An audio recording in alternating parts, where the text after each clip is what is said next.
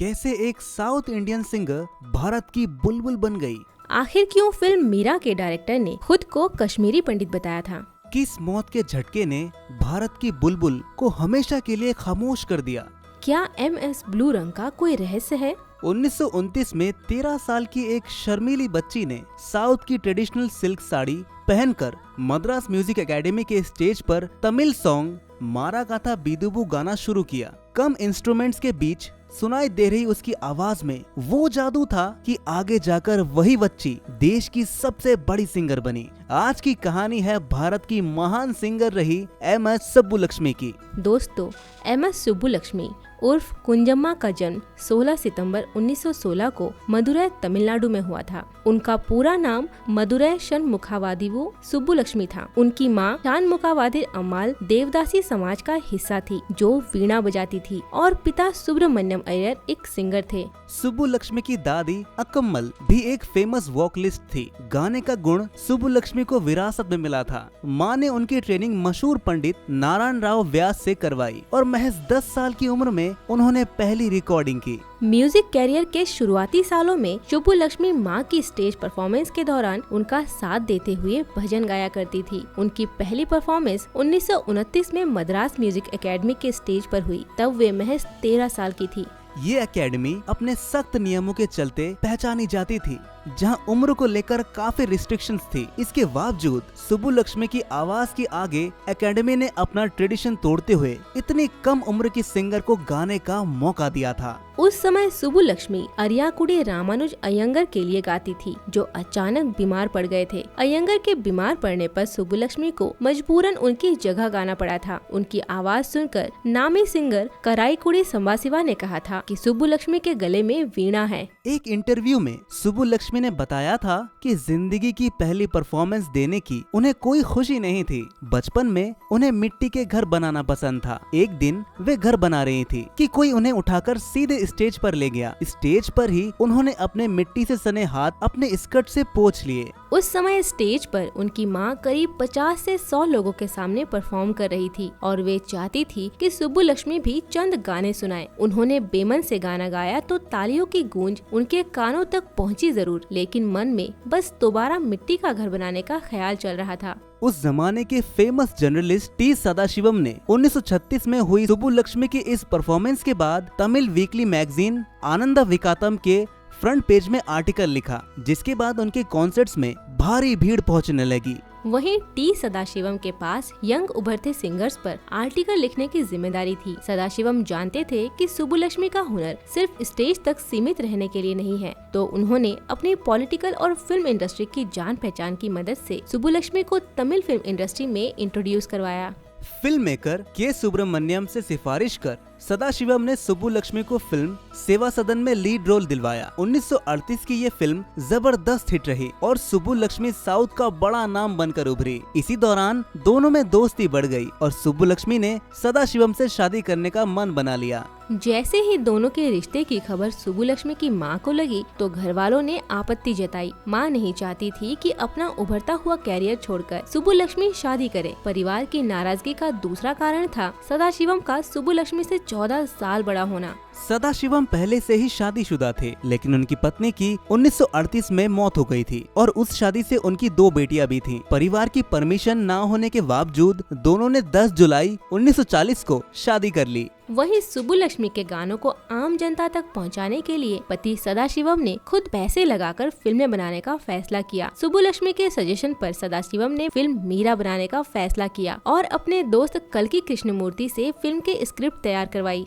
Film में सुब्बुलक्ष्मी को ही मीराबाई का लीड रोल दिया गया। सदाशिवम ने बिना किसी फाइनेंसर की मदद लिए खुद अपने प्रोडक्शन हाउस चंद्रप्रभा सिनेटोन के बैनर तले पैसे लगाकर फिल्म बनाई थी। 1944 में फिल्म की शूटिंग न्यूटन स्टूडियो मद्रास में शुरू हुई, जिसके बाद उदयपुर में शूटिंग के लिए सदाशिवम को शाही हाथी घोड़ों की जरूरत थी। इसके लिए उन्होंने उदयपुर के महाराजा से उनके हाथी घोड़े देने की रिक्वेस्ट की।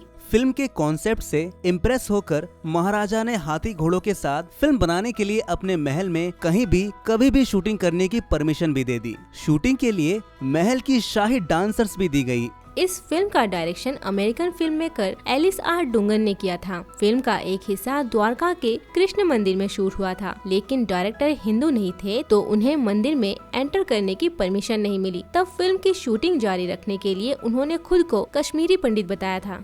वहीं फिल्म के एक सीन के लिए सुब्बुलक्ष्मी को एक नाव की मदद से यमुना नदी पार करनी थी। शूटिंग के दौरान उनके सिर पर चोट लगी और वे बेहोश होकर नदी में गिर गईं। सुब्बुलक्ष्मी गहराई में डूब रही थी, लेकिन कृष्णा नाम के एक नाविक ने ऐन वक्त पर उन्हें बचा लिया। 3 नवंबर 1945 को दिवाली पर फिल्म मीरा रिलीज की गई। 136 मिनट की इस फिल्म में 21 गाने थे जो सुब्बुलक्ष्मी ने ही गाए थे। ये फिल्म बॉक्स ऑफिस पर इतनी बड़ी हिट रही कि 2 साल बाद कुछ सीन को रीशूट करके इसे हिंदी में मीराबाई नाम से रिलीज किया गया था। 21 नवंबर 1947 को फिल्म मीराबाई रिलीज हुई, जिससे सुब्बुलक्ष्मी तमिल स्टार से नेशनल स्टार बन गई। फिल्म से सरोजिनी नायडू ने सुब्बुलक्ष्मी का इंट्रोडक्शन करवाते हुए उन्हें भारत की बुलबुल नाम दिया था।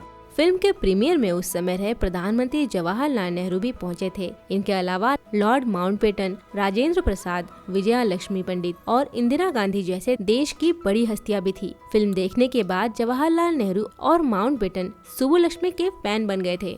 फिल्म मीरा तमिल सिनेमा में म्यूजिकल कल्ट साबित हुई। बच्ची से एक बार में यंग रूप लेने वाली मीरा का शॉट फिल्म मेकिंग के इतिहास में भी माइलस्टोन बना। ये फिल्म आज भी भारत की 100 ग्रेटेस्ट फिल्मों की लिस्ट में शामिल है। 1947 में हिंदी डबिंग के साथ रिलीज हुई सुब्बुलक्ष्मी की फिल्म मीरा ने उन्हें देश की टॉप एक्ट्रेस के बीच लाकर खड़ा कर दिया। इसके बाद उन्हें कई फिल्मों के ऑफर मिले, लेकिन उन्होंने फिल्मों से हमेशा के लिए रिश्ता तोड़ लिया। मीरा इनकी पहली और आखिरी हिंदी फिल्म थी। सुब्बुलक्ष्मी ने अपना उभरता एक्टिंग करियर छोड़कर खुद को संगीत को समर्पित कर दिया। 1953 में दिल्ली में हुए कर्नाटका फेस्टिवल में सुब्बुलक्ष्मी को प्रधानमंत्री जवाहरलाल नेहरू के सामने गाने का मौका मिला।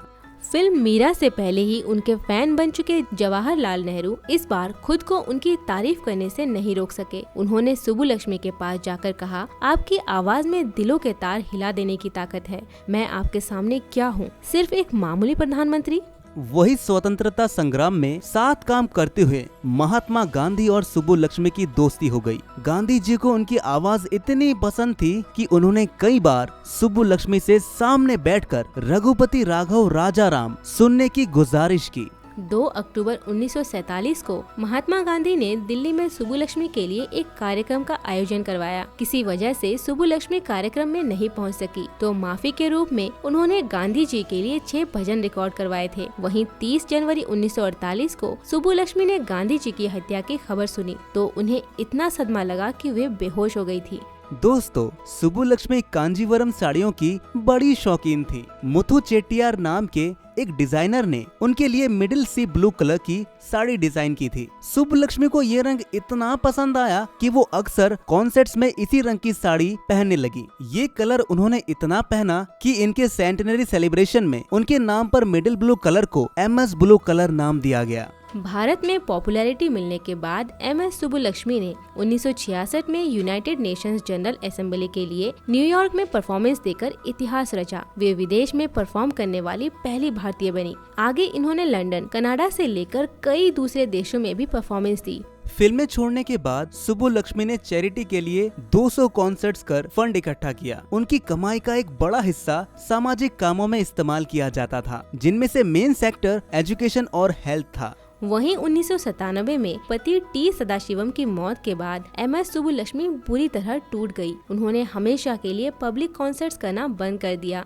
और खोट्टुपुरम, चेन्नई में रहने लगी। आखिरकार 7 साल बाद 11 दिसंबर 2004 को MS सुब्बुलक्ष्मी का भी निधन हो गया। तो दोस्तों, कैसी लगी आपको MS सुब्बुलक्ष्मी की ये कहानी? कमेंट में जरूर बताइए और ऐसे ही बॉलीवुड के अनसुने किस्से जानने के लिए बॉलीवुड किस्से को अभी सब्सक्राइब करें।